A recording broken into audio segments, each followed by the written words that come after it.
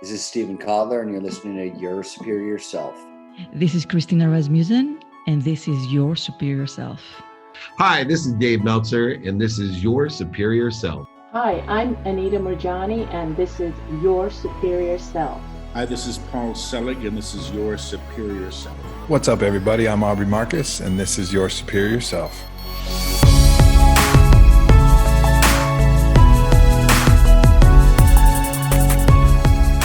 What is up, beautiful people? Welcome back. I'm Trey Downs, and this is Your Superior Self. Thank you guys for taking the time to hang out and download this episode.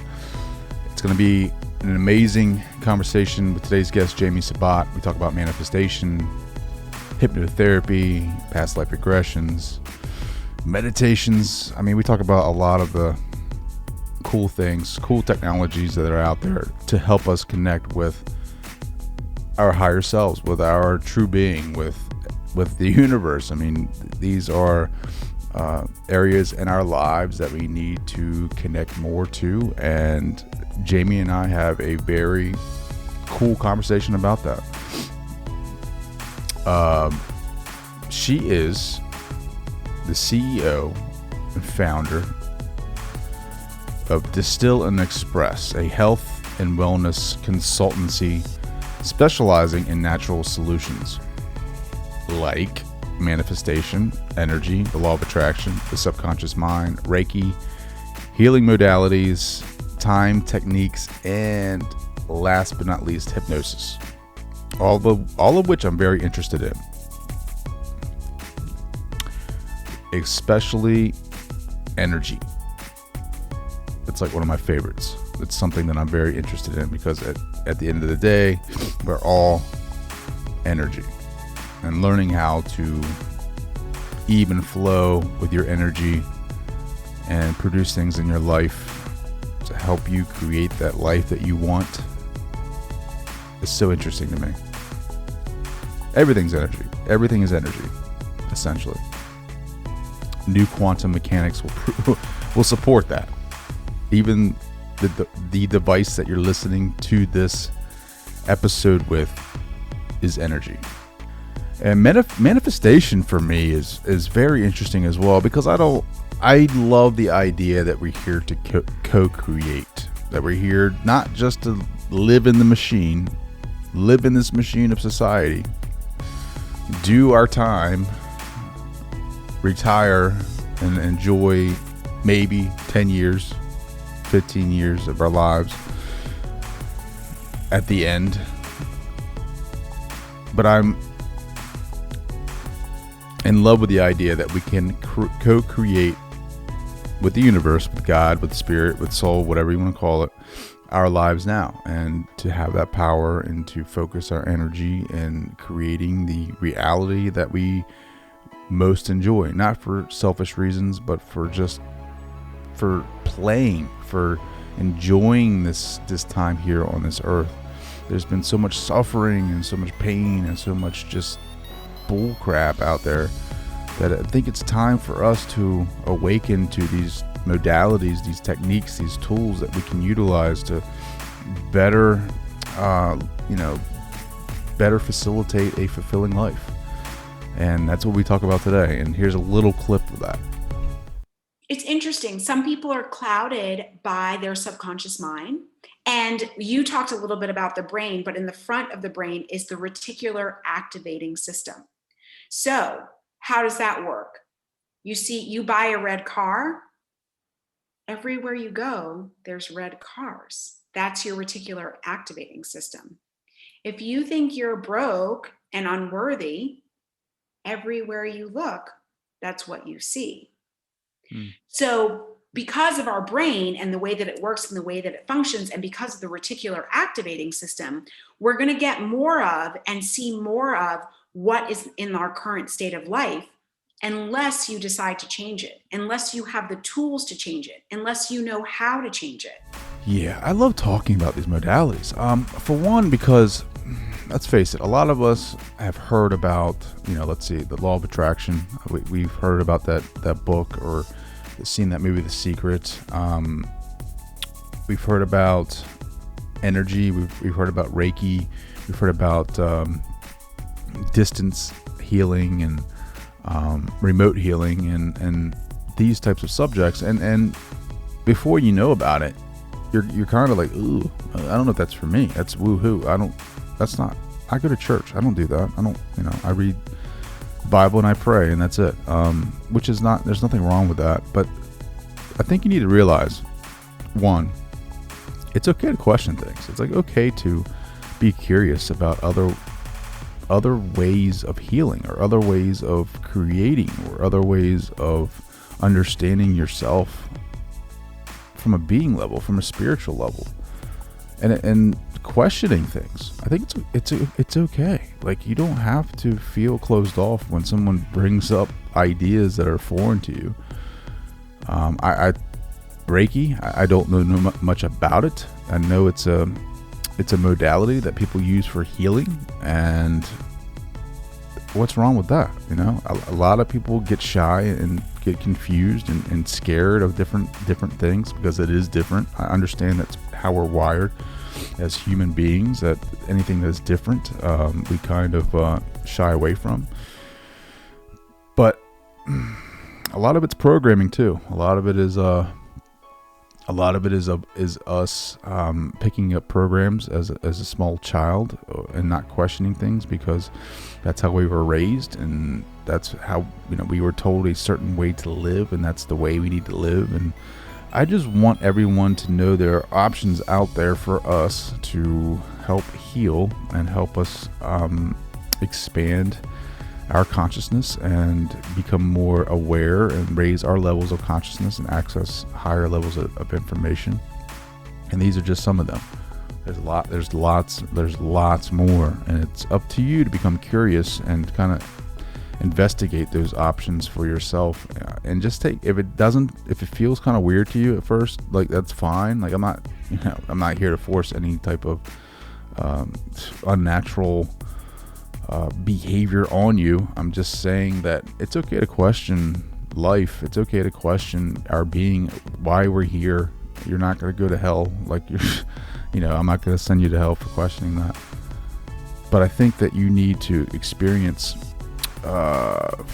your energy for yourself and find ways of doing that through researching ancient Eastern technologies, meditations, law of attraction. It's fun to think about law of attraction. It really is, and to think that we can create our realities. And you're kind of thinking, well, how do I do that? You've already done it. You've created your reality. You're listening to this right now. This is one reality that you've created for yourself. Think about that.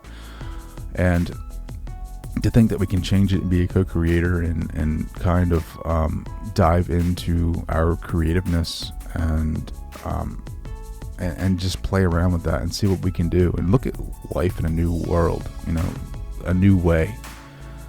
That is exciting to me. And I hope it fires you up, because it fires me up. But also what fires me up is my sacred activism for trying to help families and children in areas of need. Previously, I talked about Charitywater in the last episode, which I think is just so important. It's just crazy how we live on this planet Earth, and there are still countries that don't have clean water. And we have to do what we can do to help those families get that clean water, to get the nutrients that they need, to help them evolve, help them just be alive. Like, we need to help them more. So charitywater.org, it's a nonprofit organization bringing clean and safe drinking water to people in developing countries. So far, they've helped 29 different countries, 12 million people served, and they have like 64,000 different water projects that have been funded so far. If you want to find out more about them, again, go to charitywater.org. A lot of information, a lot of literature over there that kind of, points you in a direction. If you're feeling called to volunteer or donate or what have you, whatever that looks like for you, you should definitely check them out, their website. They have a lot of stuff over there, a lot of great information to help you see where those donations go and how they help the organization. And then after you go there, please go to traydowns.com. I want to hear your messages. I love hearing your stories about your journey and how we're all in this together. And it just seems like we're all in this. It is. Ram Dass says, we're all just walking each other home. And I just walked you to my homepage, traydowns.com. Leave me a message. Let me know what you guys are up to. Love hearing it. Love hearing your stories. Also, follow me on social media, tdowns80 on Instagram. Got some behind the scenes footage and some pictures from vacation. But we're not here for that. We're here for this great conversation, this powerful conversation with the one and only Jamie Sabat. Hey everyone, this is Jamie Sabat, and this is Your Superior Self. Jamie, thank you for taking the time to come on the show. I cannot wait to talk to you. How are you doing? I'm doing so well. How are you? Doing well, doing well. So what do you got going on? Give everyone a little bit of background, because I know you have, you're pretty busy. You're right down the street from me. What do you got going on? So at the moment, I'm working on some exciting things, mostly in the world of manifestation. So I do one-on-one coaching. I also have a women's group because, as you know, it's an interesting time for women right now. And women are starting to really come together and really starting to support each other. And so I've also seen a lot of men's groups out there too that are like just coming together and supporting each other on the trials and tribulations and all the things that are happening right now during this time. But the thing that I'm the most excited about is my course. I actually used to work in fashion and worked in trend forecasting. So I'm definitely a cool hunter and a forecaster. And I started to notice an uptick in courses during COVID. Obviously, when people are quarantined, staying at home, people are taking classes online. So I actually created a manifestation course. So you can do this course at your own pace and learn about the laws of attraction and how it works, learn about your mindset and your subconscious mind, and then start manifesting some goodies into your life. Love all of that. How did you get into that manifestation? You know, magically, it actually came to me through manifestation. A lot shifted in my life last year. So in 2020, moved from one place to another. I was living in a home in Petworth, and now I'm living down at the wharf, as we talked about before. And things started coming to me. I'm not going to lie, I've definitely done my research on what the tools are and on mindset and tools like hypnosis and NLP, and how when you change your mindset and you change your subconscious mind, then things start flowing into your life.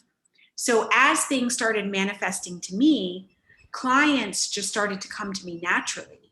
They're like, whatever you're doing, I want to do that too. Show me your method, show me your process, like tell me what it's like. So I just naturally, lucky enough, knock on wood, created this business and became a female entrepreneur. I love that. Can you, all right, so change your mindset, right? Like I 100% believe we are creators of our own reality. I think we can manipulate it to what we want. We just have to be conscious of that and find out how to do that, right? Like, so what you're talking about with the subconscious mind. It's very hard because of the conscious, like prefrontal cortex world that we live in every day. Tells us that it's in charge, that we think we're in charge, but it's actually the subconscious, like background programs that are really kind of running the show a little bit.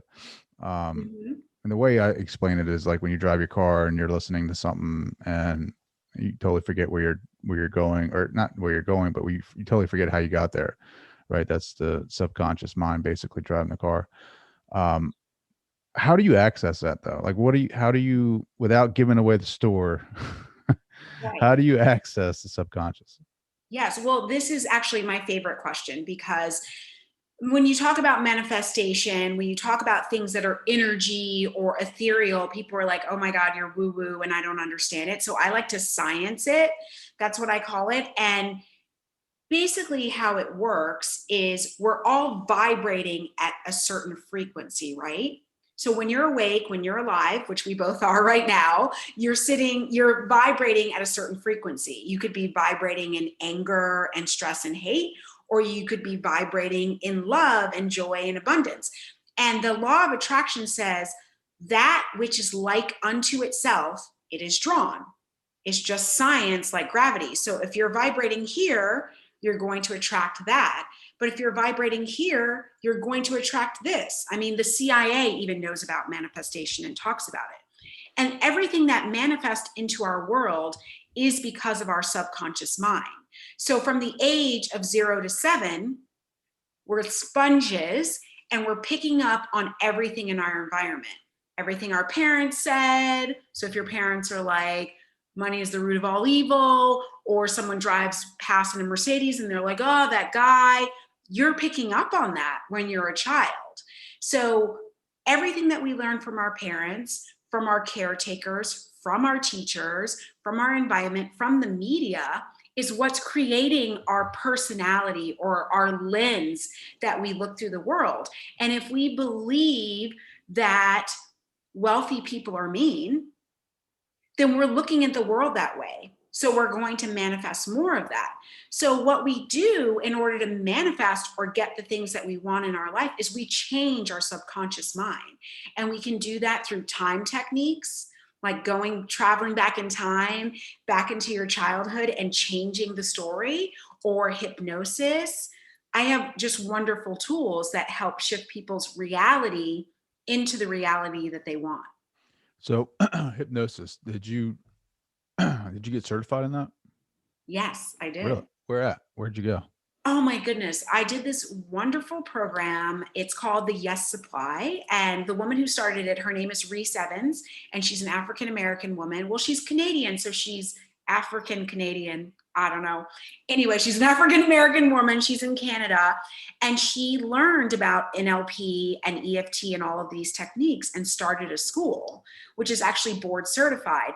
And so the group that I was in was actually 30 different women doing this course. And the information was so impactful that there was a woman on the course from Australia. She was getting on at midnight and staying up till 9 a.m. to do the course. France, Italy, London, like Eastern Standard Time, all the way through to LA. So I got certified because I want to be a master. If I say I'm going to hypnosis and change your mind, like that's a big deal. We have to really know what we're doing when we're working with the subconscious. So interesting. How long was that program? It was a 6-day intensive program. So it was super crazy. It was right when the Capitol incident happened. Really? Yeah, it was. So I was doing it at the beginning of this year. My parents were over watching my kids so I could do this 6-day intensive course, which I was like eating for 5 minutes, never took a pee break, never went outside, like doing it all, which was awesome.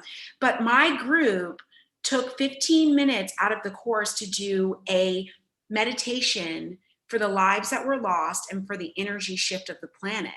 And it was a powerful time. So it was 6 days, and just to answer your question, it was a 6-day intensive, but getting a lot out of the energy and the vibration from the other members of the group. And so I'm asking because I'm fascinated with hypnosis and accessing that subconscious. So like the conscious, subconscious, superconscious, like speaking to that, is fascinating. What about past life regressions? Do you think you can do that too? Oh, you can absolutely do that. So one of the things that I work on in time travel, time techniques is— I love how you say time travel. I love that. Right? I love it. You can and also— you're like, time techniques, not time travel. Time travel, just like Back to the Future. You can also go into your future and implant goals. So if you want to make a certain amount of money, or if you want to achieve something, I can do that for you as well, where we can implant something into your future. But going back in time is really shifts, because you can go into a moment the first time you experienced anger. And let me tell you, if you have road rage, this will really change things for you. But that could be in the age of 0 to 7 for you. That could be in a past life, or it could be generational. So when you're doing this type of work, it's really deep. I mean, you have to drink a lot of water, you have to journal, you have to like give yourself time to like implement it into your life. But we can go as far back as to past lives or even generational, which, as we know, generational curses, they can creep up on us, but it can change your life. Yeah. Have you done that? So like so you got certified beginning of the year. So how many sessions have you done so far with hypnosis? Well, so that's when I got certified, but I was doing a little bit of work, prior to that. Mhm. And it's the type of thing that I'm not going to do anything to you that I wouldn't do to myself, right? Sure. So me being a coach and guiding my clients and guiding my groups, I'm doing this work on myself constantly. So I'm constantly practicing time techniques and going back and releasing unworthiness. Or if I've released anger, I'm going to release sadness. So I'm constantly doing this work on myself, and I have a coach. If I'm saying that you need a coach and that everyone needs a coach, I have a coach too. My coach is in New York. So it's always, the universe is evolving. So we always have to evolve ourselves, right? Sure. So how do you do it on yourself? Do you do it on yourself? Can you self hypnotize? I guess that's how you say it. When you say you do the time travel, experiencing that, like, how do you do that? Yeah, so you can hypnotize yourself, and hypnotizing is a deep relaxation. So it's all about being suggestible. And if you are able to take suggestions and implant it, it's like basically taking your affirmations and putting it on steroids. So if you want to tell yourself, I'm beautiful, I'm successful, I'm a multimillionaire, you can do that all day long looking in the mirror. But if you're in a suggestible state, it's actually going to go into your subconscious. So one of the things that I do is I record. So I'll record myself with the things that I want to implant and program into my mind. And then I play them back either first thing in the morning or last thing in the evening when your brain is in theta brainwave state. So this is when you're in the most relaxed, suggestible. I'm sure if you're like sitting in front of your TV watching Netflix, that's a state of trance too. Or when you're scrolling through Instagram, that's a state of trance too. So it's just deciding and being conscious of what you want to implant into your mind. Do you want to implant other people's dreams or your own dreams? Mm.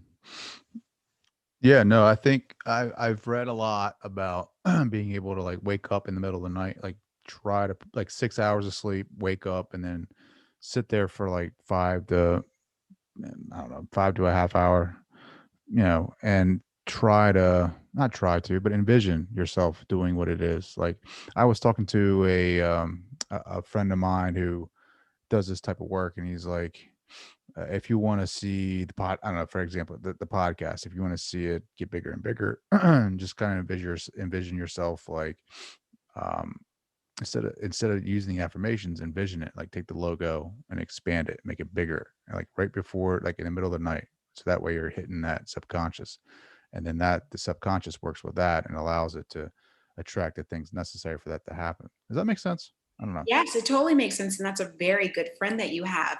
The thing is, that's the trick, is that your subconscious mind doesn't know the difference between real and not real. So visualization is one of the most powerful things that you can do. So that's why the time techniques is so cool. You can go back in time and visualize the incident when you felt angry, and you can change the story and remove it and make it what you want. You can go into the future and implant the podcast being the exact number that you want it to be and visualize that. And your brain doesn't know the difference between real and not. So it's super powerful. It's literally just being conscious enough to say, I'm going to empower myself. I'm going to create the life that I want, and taking the time to do it. Yeah, no, I love that, because we're so much more powerful than what we think we are. Who's inspired you the most, as far as, somebody out there, an influencer, maybe not even an influencer, author, who's inspired you? Yeah, it's funny when you're doing this type of work, it's a constant, like I'm on Audible, I'm on podcasts, it's just, I have the earbuds in and I'm just like doing the dishes and constantly listening to stuff. So it's hard to pick just one, but definitely influenced by Abraham Hicks, who is a huge manifestation. She's not an influencer, guide, spirit guide. And I was very lucky. I was actually going from New York to Washington, D.C. on a work trip. And she happened to be in Philadelphia at that time. And I just decided to stop in between on the train. And I was able to see Esther in November of 2019, like before COVID, everything hit, and was able and life-changing for me. Did you get to ask a question? You know what? I did not get to ask a question, but the person sitting next to me was called up, and she actually had the exact same question. And then the person sitting next to me had the same tattoo as me. Like, it was a wild experience. You cannot make this. Can we curse on here? Yeah, go ahead. You can't make this shit up. Like, like wild. So after that, for me, that was like when I started to believe. That was when I started to do more research and understand. So definitely Esther Hicks. And one of my favorite authors is Napoleon Hill. I'm sure many people have said Think and Grow Rich, but to me, Outwitting the Devil is by far the supreme writing that Napoleon Hill did. Have you read that? I have not read a lot of Napoleon Hill. I have read a lot of Joe Dispenza. I don't know if you read him. I love him. I'm working so hard right now, tirelessly working towards him coming on the show. But same type of concept, the science behind it, the energy, right? Like we're not, and Bruce Lipton too, I don't know if you read him, about the idea of the conscious, like the epigenetics, the whole idea of the smallest part of ourselves, which is the cell. The smallest part of that is an atom. And if you reduce the atom even more, it's energy. What is surrounding us? Nothing but energy. Even the space in between particles, right? There's information there. It's energy, and it all attracts to each other, like and like, negative and negative. So it makes sense to me, all of it, right? Like, I don't know about you, but like science and this type of mindset has really changed the way that I view my life and how I create it. Like, I can create it for myself.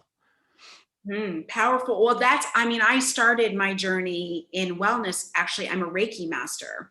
So when you start talking about energy, that is like my jam right there, where everything is energy and it's all around us, and it's simply channeling it, like using your Laogon, you're channeling it to where you want it to be and creating it into what you want it to look like. That's the beauty of life, is that we're creators. We came here to create the life that we want. So when you start seeing that, and you can really see things as like the table not being the table, or more importantly, getting out of our ego, which just is us saying that we're separate from each other, and getting into our heart chakra, which is us, that we're all one and that we're all connected. It's like, that's so much more fun and so much more powerful than being separated, right? Sure. No, absolutely. The ego, you're right. The ego says we're separate. You and I are different. You and I are totally different. In reality, it's, if you break it down to the most basic, we are connected. Simple as that. And physics, quantum mechanics can prove that. But people don't, the paradigm has to shift at some point. Like our old materialistic mindset and our causal and effect type of science, it needs to change. Like, there's so much evidence, so much research, so many different academic journals out there that support this data. That, I mean, even if you look at like non-local duality, right? Like, I mean, I'm not gonna get too much into it, but why? I love it. I mean, space, like two particles that are connected, that are entangled, react the same way. You can be anywhere in the world, and they don't have to be in the same room. Like, they can be anywhere, non-local, and they're reacting in the same, like it's just crazy, right? So how do you explain, like, if you and I are entangled in this quantum world, then we are automatically connected. And I don't know, I just love everything about this. Reiki master, right? Like you said, that how do you get to be one? Ooh, well, you have to go through this major initiation. No, just kidding. There You have to is, sacrifice a goat. yes, you have to sacrifice a goat. No, it's interesting. I mean, it's a calling, right? I mean, I was using essential oils at this yoga studio right here on 14th Street in Washington, D.C. And every week the same person kept coming over to me. Well, she was a message from the universe, like, Jamie, follow the energy, follow the Reiki. And I did my level 1. And after I did my level 1, things just started shifting for me. I was like, this is the jam. This is where I want to be. This is like super fun. And then I just continued with level 2, level 3, and mastership, which is working with your mentors to train others and to teach others. So it's, it's something that can be easily managed if you want to take the time and learn about it, and something really important for me, right? Well, how'd you get started down this road? Like, I feel like, I don't know how old you are. You look pretty young. It took a long time for me to get, I'm 38, or I'll be 38 in May. Not quite there yet. But it took me a while. I mean, even like consciousness meditation, I didn't really get into. It wasn't my jam until I was like 35. Like, were you aware to this type of, like, I don't know, belief system back in the day? Well, it's so funny. It's, how you get, like, you look back and you're like, oh, that was like a message from the universe. Like, the universe is giving us messages all the time, and breadcrumbs. It's whether you're in the right vibration or the right state of mind to listen, right? So I was always interested in Eastern philosophy, like, I started doing yoga when I was like 10 years old, and like eating sushi before it was a thing. And I'm actually Buddhist. So like, the movie The Matrix is, like, for me, like, the most amazing thing, because it's based on Buddhist philosophy put into a movie. Is it really? I didn't know that. I mean, You didn't know that? No, I didn't know that. Oh yeah. So I practice a Japanese type of Buddhism where we chant Nam Myoho Renge Kyo. And the scroll that I received that came from Japan are the green lines in the Matrix. And the 2 guys that wrote it, it's all based on Buddhist philosophy. So now you have to go back and watch it. Watch it now. Yeah, and look at it with a Buddhist eye. But it's all like clues, like when Neo's in corporate America and he hates his job and he's falling asleep at his desk, and he gets a message from the universe, follow the white rabbit. And then he sees the girl with the tattoo. He goes to the nightclub and he meets Trinity. That is, like, the Matrix is the best, because that is what life is about. The universe is saying, follow the girl to the nightclub, go get coffee at this Starbucks. You might meet the person of your dreams or the next business opportunity or whatever it might be. That's the beauty of life, is that we're getting the downloads and the clues all the time.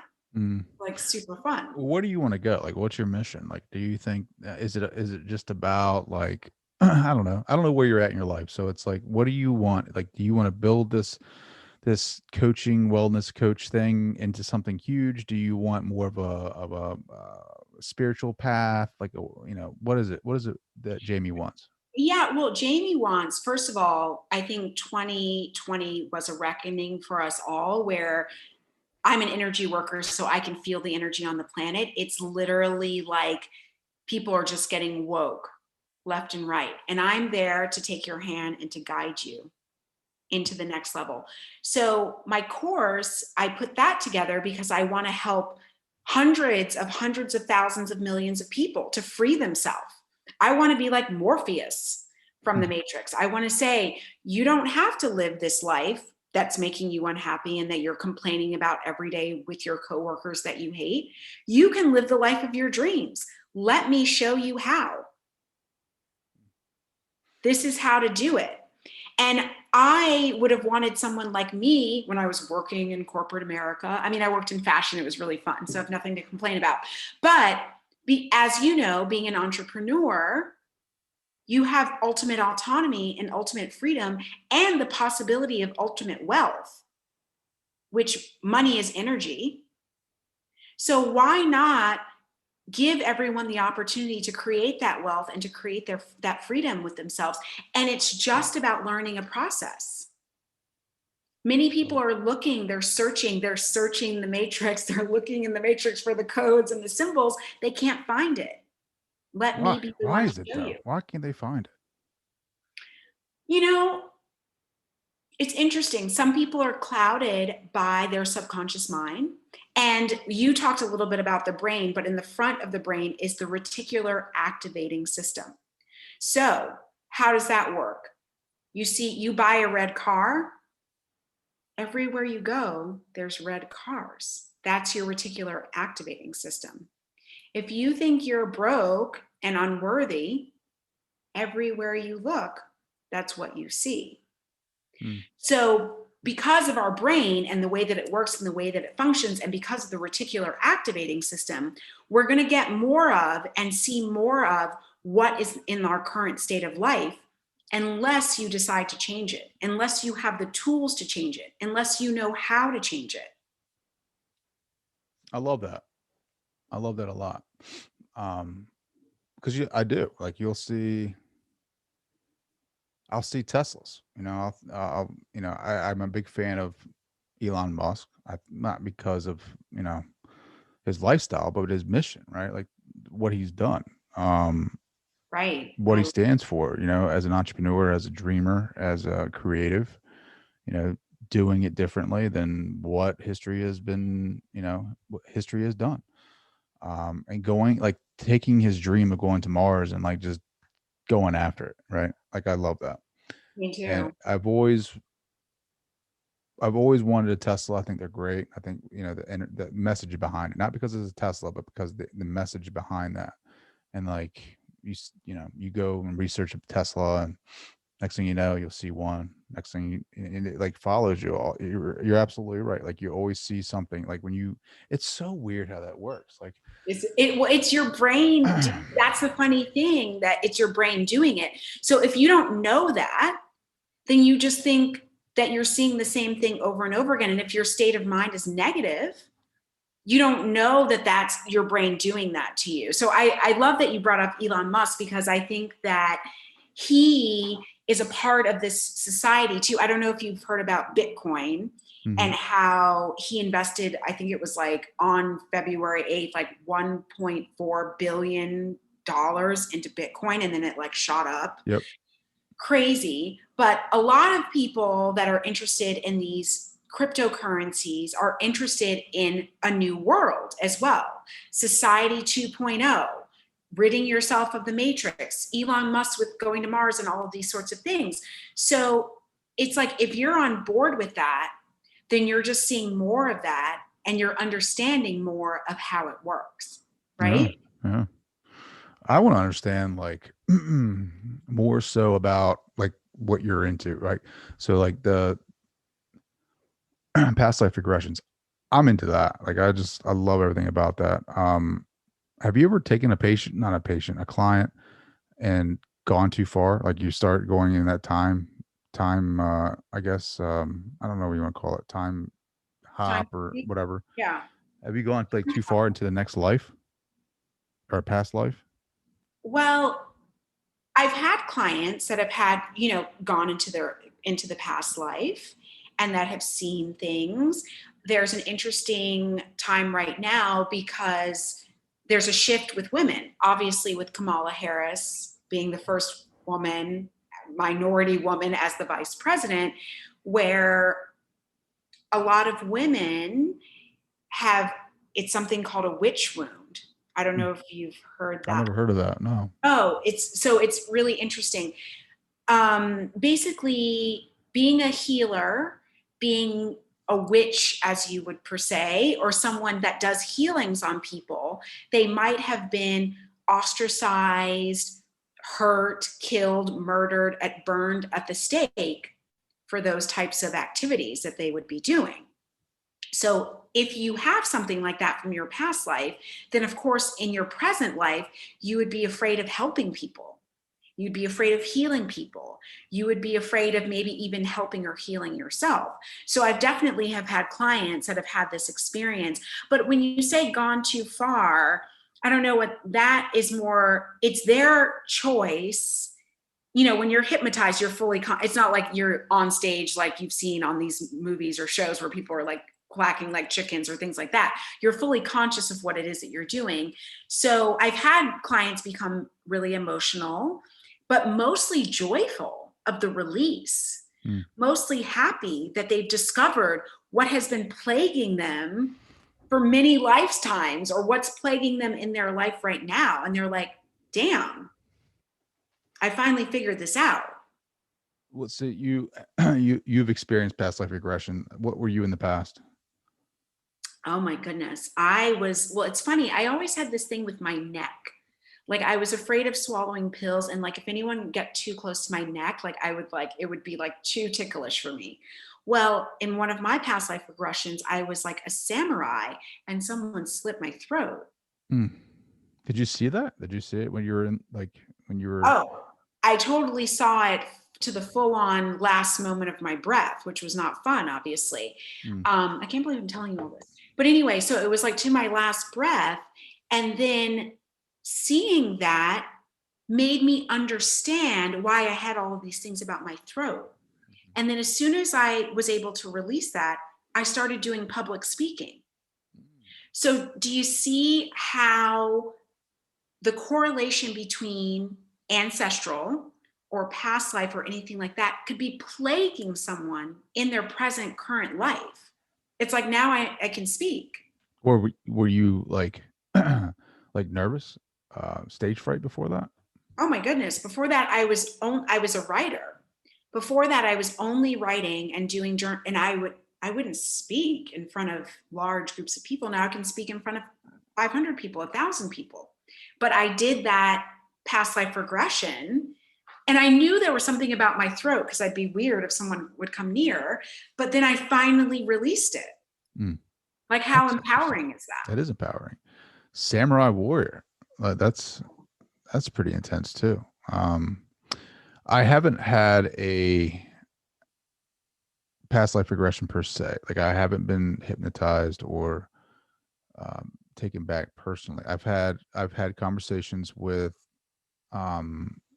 channels, like someone like Abraham, and I've had conversations with people that can access the Akashic records, and they've told me that I have had a past life before of a Greek soldier, and I was killed because I wasn't following orders to a T. Like I would let people live that they wanted me to kill, and I didn't allow that. So I let them go, and then I got caught, and then they executed me. And then I'm trying to think of the other one. And then most recently, there's a Nordic tradition or Nordic culture that I was a part of that I didn't get the details to, but I very much want to be a part of a past life regression, because I feel like you can, like you talk about certain times a day, right? Like in the morning or at night, and you're in these suggestible states. I want to experience, like I felt like I remember I had this one vision, right? Like, so, and I don't know, I feel like it is a past life regression. I don't know. It felt like a dream or kind of like imagining, but it was one of those instances where I woke up in the middle of the night and I just laid there and I couldn't get back to sleep. And then I just had this, I closed my eyes and just laid there. And then I had this vision of me being, on a horse riding into a kingdom and being, just going up to this guy or this boy and, getting off my horse and giving him the horse and, asking him, where's the king or who's in charge? And he looked at me like with this face and he was like, you're the king. I was like, what? And then I woke up and I was like, oh crap. Like didn't get to see or experience the environment, didn't get to see any of the good stuff of being in charge back then. Right. But I think the work is so important. Like what you're talking about, like Carol Bowman, she is big in like research with children and past lives.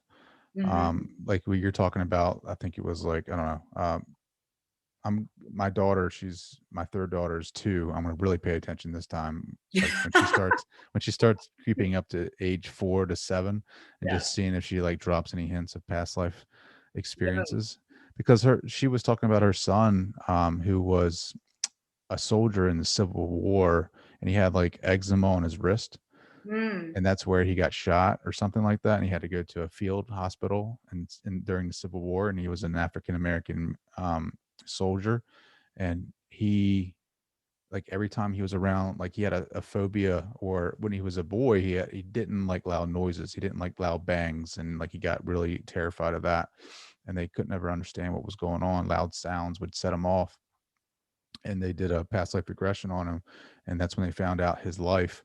And he would draw like a picture of the battlefield, and he drew, and this is not even in, when I say past life regression, they didn't hypnotize him. He just started talking about it. So like, he's like, I think he was probably like 4 or 5, and he was, drawing this stuff out and being very clear with what the guy's past life was. Like he had a wife and family. He drew a map. I mean, it talked about he was an operator of a cannon that was tied behind a horse, and it was just insane. Like, so I'm really going to pay attention to my kid when she gets to the age of where she can like clearly tell stories, because there's so much data. There's so many like research papers on child past lives. Like, I don't know if you read Carol Bowman. When they're so young like that, they're the closest that they are to birth and death, which is why it's so important, like the parenting and like what you're teaching your children, and how you like what information you're pouring into them, because they're at that, they're like angels at that point. So paying attention is until they hit like 10, and then they're not anymore. They're not angels anymore. Right. How many kids do you have? I have 2. So I have a 6-year-old James and a 3-year-old Mila. Oh, beautiful. Yeah. But I wanted to tell you, I don't know if you know this or not, about the Dalai Lama. Okay, people are like, the Dalai Lama, he's so cool. But do you know why the Dalai Lama is so cool? The Dalai Lama is so cool because he's reincarnated. He's reincarnated in so many lives and can remember all the past lives. Like, so he moves from life to life to life to life, knowing exactly what his mission is and knowing who he is when he's born into this life. And they're not just the Dalai Lama, but the other rishis that are in Nepal can do this too. So I would love to work with you, but it's like, if you want to know more about it, Yoga Nidra. Have you heard of Yoga Nidra? So Yoga Nidra, it's not like yoga where you're doing like Warrior 2, Warrior 1 or whatever. It's a meditative practice where, and this is what the Dalai Lama does, and it's very, big in India, Nepal or whatever.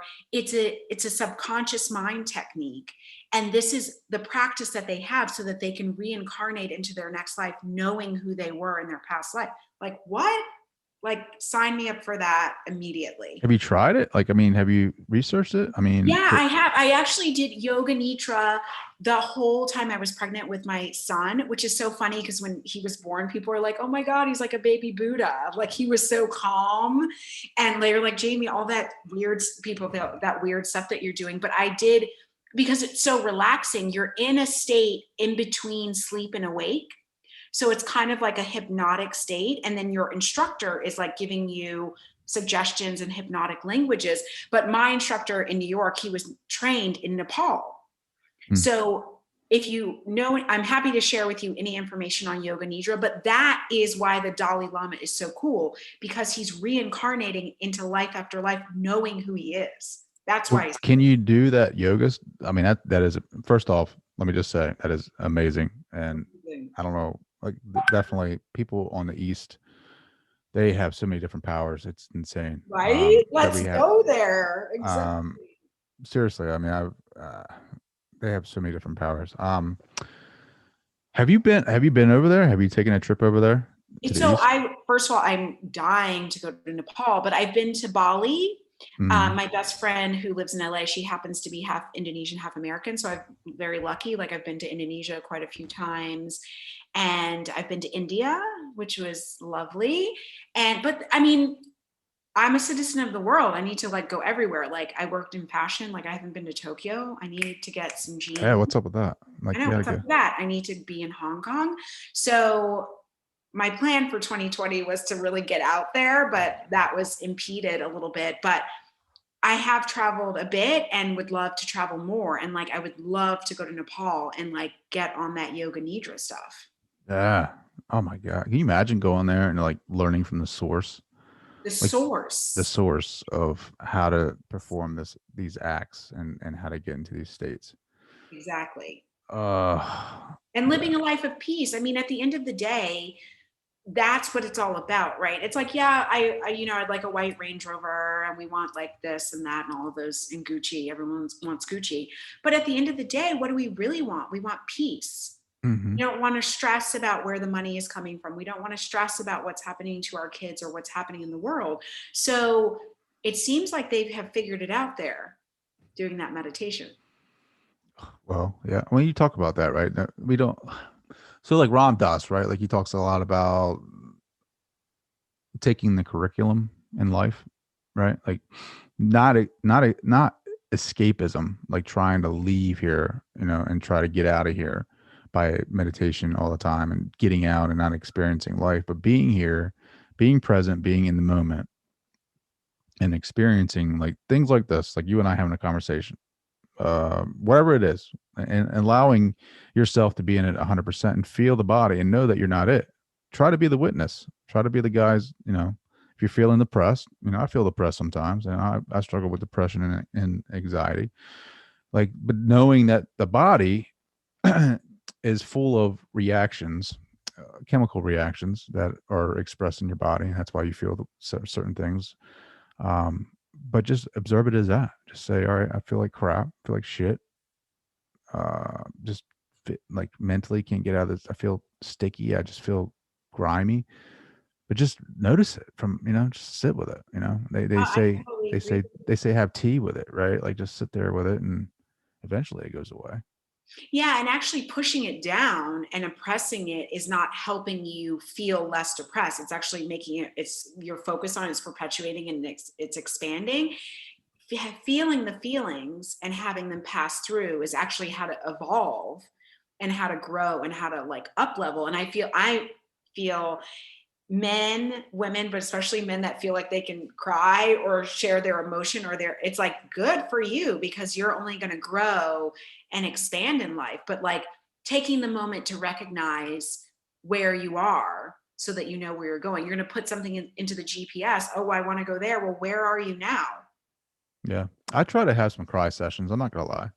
I try to do that because it's you hold it in and it builds over, you know, however old you are. I'm 38. So it's like, you know, if you try to hold everything in, which we've been programmed to do as men, as males, alpha males, that, you know, we have this idea that we have to be, then this energy builds up in you.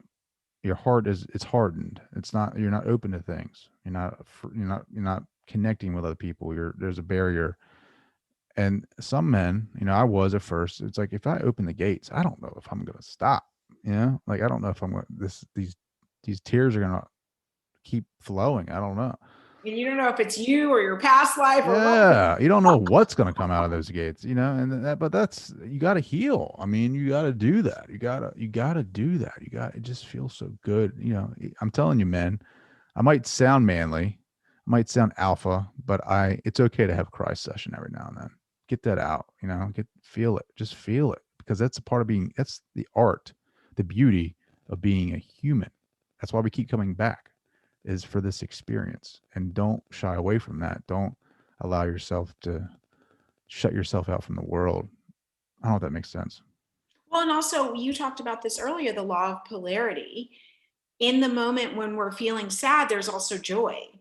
So to push it down, you're taking yourself away from the joy at the exact same moment. So like feeling that is really what makes a difference. And you know, from studying Joe Dispenza, who's a doctor and like healed himself through his mind when he was like, couldn't walk. It's like, there's so much science behind all of this stuff. And I feel like that helps me, and it really helps my clients as well. Like when I explain to them the science, they kind of get it more. Like a tear, I don't know if you've ever done ayahuasca or combo or bufo or anything like that. Not yet. But it Have you? is, I haven't yet. But I do have a friend who is a high priestess and is very well connected with the shamans that come from LA. So if you want to know about that, I'll tell you more about that later. But it's a purge. Crying is a purge. So it's a good thing. It's getting it out. How do you know I was going to say next? You just got me at that, right? Like I'm thinking, I have this. You're right, like a purge, right? Like you take ayahuasca. I've heard stories. I've talked to Aubrey Marcus. He talked about his stuff with me, and I talked to some shamans. You take it, and then you take it in. It's a ceremony. It's accepting this as a gift. It's purifying your body, and then you start throwing up, and you start having these convulsions, and your body starts pushing this stuff out. And that's when you have the experience. That's basically how I understand it. But then, like even like LSD, like even like MDMA, like all these different things that we have that we just never used before, right? Like we're all starting to realize the positives about how they unlock. They're like these chemical keys that unlock our brain to the higher universe, and then we can finally experience. It's just crazy how I've been reading. I can't even find the book. It's somewhere around here. Like this doctor who's been, he's had extensive experiences with LSD. And he's probably had over 70 sessions in his entire life. And he talks about how he would take breaks throughout his life because it would just, his life in that time didn't match up with the therapy that he needed, or he couldn't do it for whatever reasons. And each time it picked up right where I left off. Like if it was like, if you were taking it recreation, how do you say that? Recreationally. Yeah. If you're taking it just for that, it's not the same. Like if you're sitting around with a bunch of your buddies and you're doing it, like you're missing out. But if you go in and you're doing it therapeutically, if you go lay down in, your office and put on some headsets like this and you have somebody there to ground you, you can experience so much more than what we can ever imagine. Well, the thing that I've been reading about a lot, and I was actually in LA at this thing called Summit, and everyone was talking Summit. Why is that familiar? Summit. It's a leadership conference. Like Tracy Ellis Ross spoke, Saad Garuz spoke. All the food was vegan, and they basically take downtown LA and they build like a mini city, and you go from conference to conference, and there's outdoor spaces, and Salt and Pepper was spinning at the party. But everyone was talking about microdosing mushrooms, psilocybin.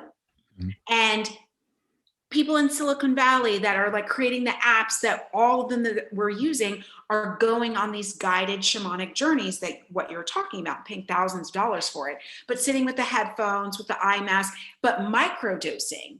And just like another thing that was really big there was like CBD, like using that for anxiety. And I feel like that's a part of this whole society 2.0 that I'm hearing so many people talking about, is like microdosing mushrooms, Bitcoin and blockchain, and driving Teslas.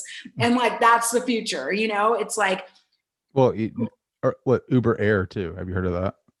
So, no, I've heard of Fly Private. What's Uber Air? Uber Air is going to be like this insane, like these helicopter looking things. It's going to be in like Austin, New York, LA, and it's going to take you from rooftop to rooftop, and it's going to be insane. Like it's like your own little, not solar powered,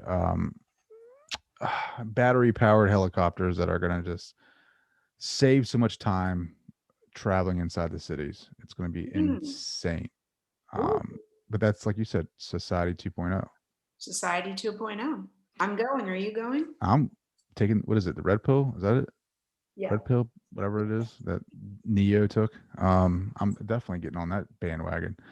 I love it. It's like Richard Branson. He was before Elon Musk, and I love Richard Branson. I think he's a genius. I learned the other day the man has 300 companies. Does he? So that's like mine. You know, when you think about becoming an entrepreneur, and you're like, oh, I'm going to start a business. I'm going to get my LLC. I'll open my bank account. This man has 300 businesses. And the reason why he can succeed is because he has faith and trust in other people. Sure. Delegate. He's hired the right people to delegate to. He has the right managers. They manage up to him. There's no way one human being can manage 300 companies. He has faith in people, which is why he's able to have 300 companies. I just think that's mind blowing. I think it's just smart. Like, hire better than you are, right? Like, hire people that are more qualified than you and surround yourself with that, and just say, all right, I got these, I got these systems set up this way. They report to me, and, I'll run 300 companies and chill out on an island all day. Exactly. Well, it's also knowing the right type of people. Like, I've done this recently. Have you done your human design? No idea what that is. Oh my goodness. So I'm an astrologer. So I read astrology, and human design is based on it. It's a little bit like kind of like Myers-Briggs, a little personality, but it goes way deeper than that because it goes into your strategies. So it goes into like how you lead your life, the best way to lead your life. So there you'll hear terms like manifestors, generators, projectors, reflectors. So projectors tend to be people that carry out tasks, where manifestors create. So let's say you're going to start a business, and let's say you're a manifestor or manifest generator. You want a projector that's going to do all the bookkeeping, all the billing, like all of that kind of stuff. So when you find the right people that have the right personality types and you pair them together, you have a perfect team. And so many businesses, they're just smashing people together. It's like, well, did you figure out who's better at doing what? No. So then if you haven't done that, then how are you supposed to be efficient? If you want to get your human design read, I'll send you to someone. Yeah, definitely. This has been awesome, Jamie. I'm glad we connected. What time is it? It's almost an hour on this. Goodness. How can people connect with you? How can people find out more about you? Well, you can find me on the gram. I am Distill and Express. So I won't spell it, but Distill and Express on Instagram. And then also you can take my free masterclass, which I would love for you all to do. I'd love to be Morpheus and free your mind. And the masterclass is Mastering Your Second Act.com. Yep. Love it. Make sure you follow her. I just followed her on Instagram. She's crushing it. Yay. Jamie, it's so much fun. Thank you for coming on the show. Thank you. What do you want your legacy to be? Legacy. I have to be super cheesy and say I want to raise the vibration of the planet, and I want people to say that lady helped me. Absolutely. Jamie, thank you so much. This has been phenomenal. This has been energy raising for myself. Good. Let's connect afterwards. I'd love to chat with you.